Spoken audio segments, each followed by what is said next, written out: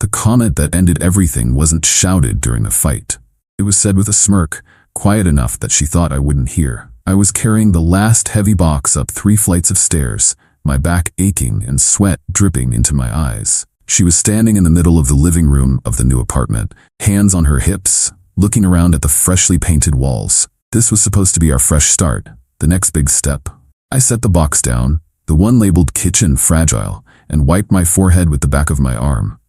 That's when she said it, not to me, but to her friend Ashley, who was leaning against the doorframe, scrolling on her phone.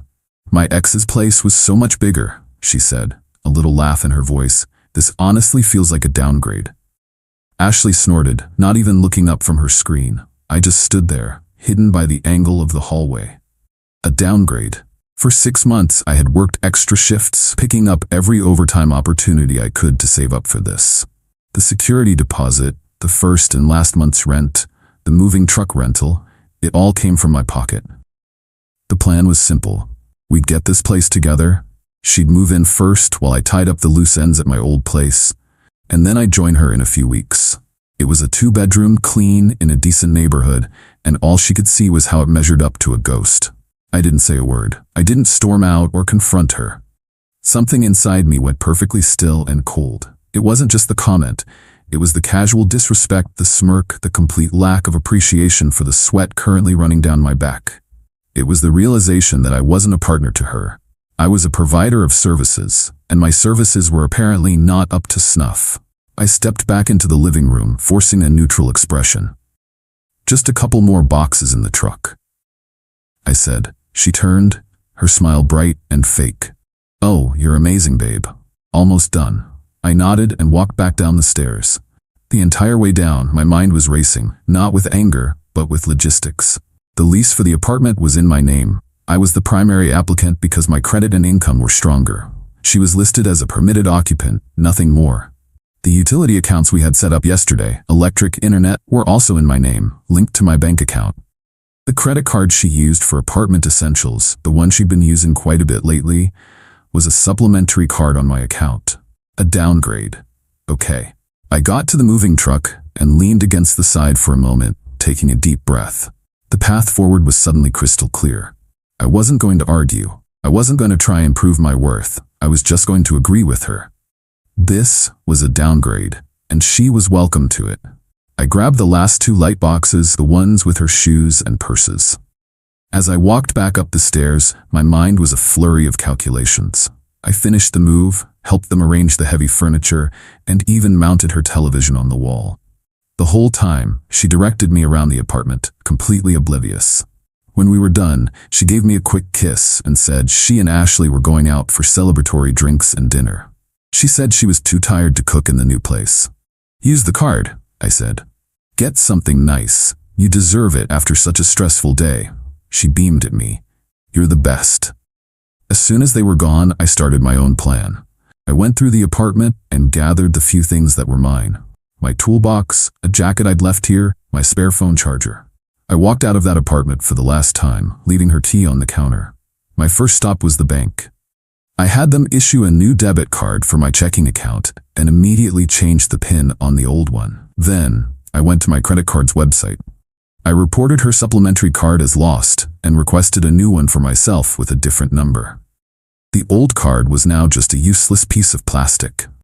Next, I drove to my old apartment complex, the one I was supposed to be leaving in a few weeks. I went straight to the leasing office. I explained that my living situation had unexpectedly changed and asked if it was possible to withdraw my notice to vacate. The manager, a woman who had always been kind to me, looked up my file. She said since they hadn't listed the unit or signed a new tenant yet, I could rescind my notice for a small administrative fee. I paid it on the spot. My home was secure. That night, I sat in my own living room, a place that suddenly felt a lot bigger and more comfortable. I thought about her, out celebrating her downgrade of an apartment. She had no idea that her world was about to get a whole lot smaller. She thought she had successfully moved on to the next phase, with me footing the bill. She was about to find out how wrong she was. The next few weeks were going to be very, very interesting. Update 1. It's been 3 weeks. For the first few days after the move, I heard nothing, which was exactly what I expected.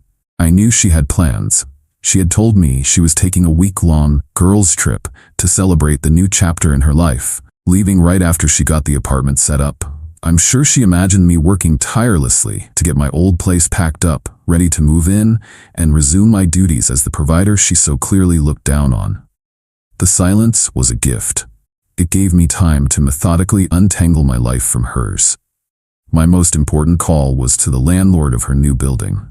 I explained the situation calmly and professionally. I told him that my plans had changed and I would not be occupying the apartment, but that the other listed occupant, my ex-girlfriend, intended to stay for the duration of the lease. I made it clear that while my name was on the lease as the responsible party, I wanted to formally document that I was no longer associated with the unit.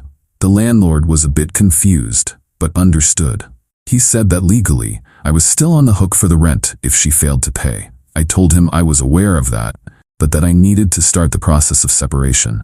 He agreed to email me a summary of our conversation for my records. Next, I dealt with the utilities. I called the electric company and the internet provider. I didn't cancel the services. Instead, I had my name and payment information removed and transferred the accounts directly into her name. Since she was a listed occupant at that address, it was a surprisingly simple process. They would be sending her a new contract to sign, and the next bills would be generated for her, not me. The first sign of trouble in her paradise came about 5 days after the move. I got a string of angry texts. Her card was declined at a restaurant, then again at a boutique. The texts were furious. "What is wrong with our card? And this is so embarrassing. Call me now." I didn't respond. I just screenshotted the messages and saved them to a folder on my computer I'd labeled consequences. A few hours later, the tone of the texts changed. It shifted from anger to confusion. "Did you cancel the card? Why would you do that without telling me? Is everything okay?" She was testing the waters, trying to see if this was a mistake or an intentional act. The silence from my end was her answer. The real storm hit about a week later, when she must have returned from her trip. My phone started ringing off the hook. Calls from her friends, even a call from her mom. I ignored them all. The voicemails were a mix of rage, confusion, and performative worry.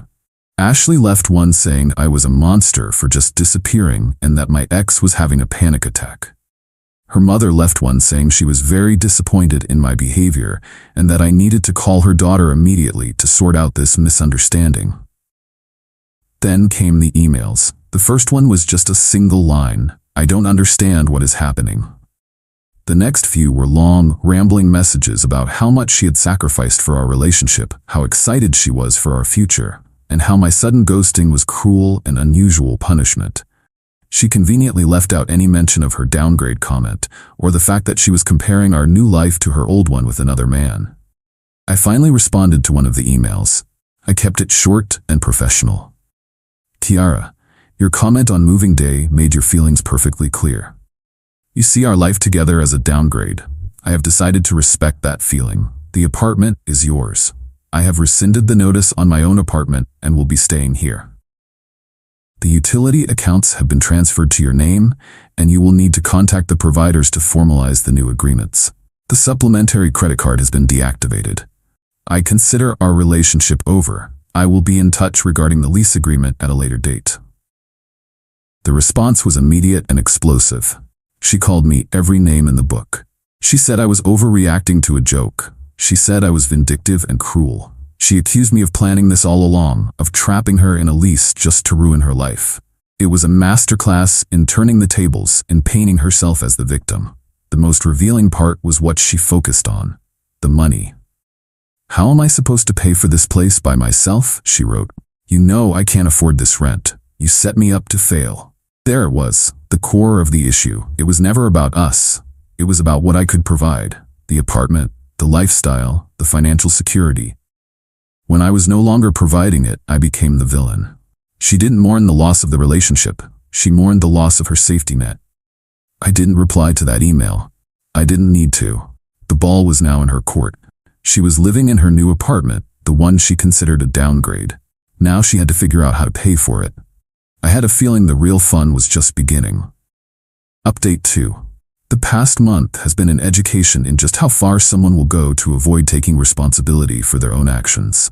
After my final email, Kiara's tactics shifted from direct attacks to a campaign of manipulation, and it revealed more than I ever wanted to know. First came the attempts at guilt. She started texting me old photos of us from happier times, with captions like, "Remember this?" And I thought we were forever. When I didn't respond, she escalated. She sent me a picture of a single plate of sad-looking pasta with the text, "My first dinner alone in our new place. Hope you're happy." The sheer audacity of calling it our place after everything was almost impressive. When guilt didn't work, she tried to use her friends as flying monkeys. Ashley, the one who was there on moving day, sent me a long message about how Kiara was a wreck, not eating, not sleeping, and it was all my fault. She said I had a duty to take care of her, that I had made a commitment. I replied to Ashley with a single sentence. "Were you also there when she called the apartment I paid for a downgrade compared to her ex's place?" Ashley never texted me again. The next phase was the smear campaign on social media. She never mentioned me by name, but she posted vague, dramatic statuses about being abandoned, about trusting someone with her future, only to be left with nothing. She posted pictures of herself looking sad in the new apartment, with captions about how hard it is to start over alone. Her comment section filled up with friends offering sympathy and calling her ex a monster. A few mutual acquaintances who knew the real story tried to defend me, but their comments were quickly deleted. This is where the major twist came in. One of our mutual friends, a guy named Mark, who I'd always been cool with, called me. He sounded uncomfortable. He told me he had been out with a group of friends the previous weekend, and Kiara had been there. According to Mark, she had a few too many drinks and started talking. She wasn't just complaining about me, she was bragging. She told the group that breaking up with me was part of her plan all along. She said she knew she couldn't afford an apartment in this neighborhood on her own, so she played the part of the loving girlfriend to get me to sign the lease and pay the initial costs. Her plan was to live there for a few months, subsidized by me, while she tried to get back with her ex, Liam, the guy whose apartment was so much bigger. She apparently told her friends that Liam was close to leaving his current girlfriend, and once he did, she'd be ready to move in with him, leaving me with the empty apartment and the broken lease. The downgrade comment wasn't a careless insult. It was a progress report to her friend. Mark said he felt sick listening to it and knew he had to tell me. Suddenly, all her actions made perfect sense. The constant comparisons, the secretive phone calls I'd noticed before the move, the entitled attitude. It was all part of a calculated scheme. I wasn't just a provider, I was a temporary placeholder, a bridge to get her from one life to the next. This new information changed everything. My plan had just been to walk away and let her deal with the financial consequences. Now, knowing that she had acted with such malicious intent, I knew I had to protect myself legally and financially in a much more aggressive way. I contacted the landlord again and forwarded him the email, where I had clearly stated my intention not to occupy the apartment. I then sent him a formal certified letter reiterating the same and included a copy of the original lease agreement with my signature and hers as a permitted occupant. I was building a paper trail. My next step was to deal with the lease itself. I knew that if she defaulted, the landlord would come after me for the entire amount. I couldn't let that happen. I reviewed the lease agreement carefully. There was an early termination clause, but it required a penalty equal to 2 months' rent. There was also a clause about subletting, which was strictly forbidden without the landlord's written consent. I had an idea. It was time to force her hand. I sent her another email. This time, it was not emotional. It was a business proposal. "Tiara," I wrote, "I have been made aware of your long-term intentions regarding the apartment and your relationship with Liam. I am no longer willing to be financially responsible for a lease on a property I do not occupy. You have 2 options. Option A, you can find a roommate to take over my portion of the financial responsibility, and we can jointly petition the landlord to amend the lease. Option B, you can prepare to vacate the apartment so we can enact the early termination clause. You will be responsible for the 2-month penalty. Please let me know which option you choose within 7 business days. If you do not respond, I will assume you are choosing to default, and I will pursue all available legal options to protect my financial interests." including taking you to small claims court for the full amount of the lease and any associated damages. I attached a screenshot of a text message Mark had saved from that night, where Kiara had written something like, "Just using him to hold the apartment for me until Liam is ready." The game had changed. This was no longer just about her paying rent. This was about making her face the consequences of a plan she thought was foolproof. The silence from her end was immediate and deafening. I knew she was scrambling, trying to figure a way out of the corner I had just backed her into. For the first time in this whole mess, I felt like I was in complete control. The final act was coming, and I was ready for it. Final update. The 7 business days I gave Kiara to respond came and went with complete silence. It was the silence of someone who knows they are trapped. On the 8th day, I got an email not from her, but from her father. It was a poorly disguised threat, full of talk about his lawyers and how I was harassing his daughter during a difficult time. He accused me of emotional distress and financial manipulation. He demanded that I continue to pay the rent for the full year, as a gentleman would. I forwarded his email to my own lawyer, a guy I had consulted as soon as I found out about Kiara's scheme. My lawyer's response to her father was a work of art. It was polite, professional, and utterly devastating. It detailed Kiara's premeditated plan to commit financial fraud, using my credit and income to secure a lease under false pretenses. It included the sworn statement from my friend Mark and a reference to the screenshot of her incriminating text message. The letter concluded by stating that if they chose to pursue legal action, we would be more than happy to enter the discovery phase, and we would be countersuing for fraud and damages. Her father never contacted me again. 2 days later, I received a frantic, tearful call from Kiara. It was the first time we had spoken since the move. She dropped all the pretense. There were no more accusations, no more talk of me being cruel. There was only raw panic. She said her plan with Liam had fallen through.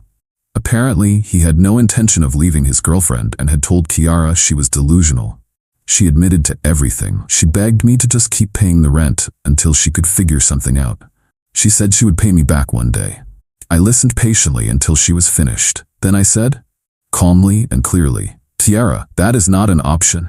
You have until the end of the month to either take over the lease fully or vacate the premises. Those are your only choices." She started crying again, saying she had no money and nowhere to go. She asked what she was supposed to do. "That sounds like a you problem, not a me problem," I said, and then I hung up. The end came faster than I expected. The landlord contacted me a week later. Kiara had given him her notice. She was breaking the lease. She had apparently scraped together the 2-month penalty fee, likely borrowing it from her now furious parents. The apartment would be vacant at the end of the month. The landlord was happy to get a clean break and thanked me for being upfront about the situation. He even waived the small administrative fee for the paperwork. The last I heard, Kiara had to move back in with her parents. Her grand plan to upgrade her life had backfired spectacularly, leaving her in a worse position than where she started. She is now living under the roof of a father who knows she is a liar and a schemer. She lost her boyfriend, she lost her independence, and she lost the respect of the few friends who knew the truth. As for me, I'm free. The whole ordeal cost me the initial deposit and the first month's rent, a few $1,000s in total. It's a small price to pay for discovering someone's true character before tying my life to theirs any further. I learned a valuable lesson about trust and about standing up for myself. The revenge wasn't loud or dramatic. It was quiet and methodical. It was simply refusing to play her game. I didn't yell or scream. I just took away her access to my resources. I let her own plan, her own sense of entitlement be the instrument of her downfall. She called my contribution to her life a downgrade. So I downgraded her life back to a level she could actually afford on her own. She wanted to live in an apartment that was bigger and better, like her ex's. Instead, she ended up back in her childhood bedroom. And that, to me, is the most fitting consequence of all.